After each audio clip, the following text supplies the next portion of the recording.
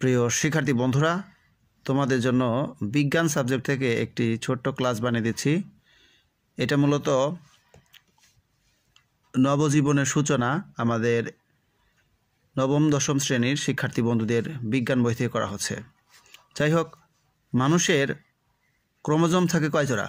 23 জোড়া। মানুষের ক্রোমোজোম থাকে 23 জোড়া। মেয়েদের ক্ষেত্রে সেক্স ক্রোমোজোম এর প্রতীক কোনটা? ডাবল এক্স, তাই না?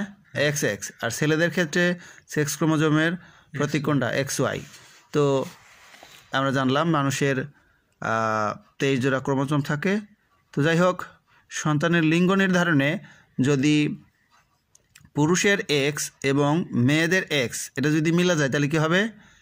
এক্স এক্স হয়ে কন্যা সন্তানের জন্ম হবে না? আচ্ছা, আর পুরুষের এক্স এবং মেয়েদের পুরুষের ওয়াই। হ্যাঁ, পুরুষের ওয়াই এবং মেয়েদের এক্স। মেয়েদের তো কমন এক্স নাকি?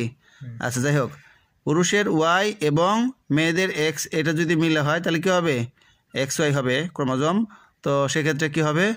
কন্যা সন্তান না হয়ে পুরুষ সন্তান হবে নাকি? যাই হোক, তার মানে এক্স এক্স এক্স এক্সে কী হবে বলো? কন্যা, এবং এক্স ওয়াইয়ে ছেলে হবে। যাই হোক প্রিয় শিক্ষার্থী বন্ধুরা, তোমরা এই অধ্যায়টা ভালোভাবে পড়ে নিবে।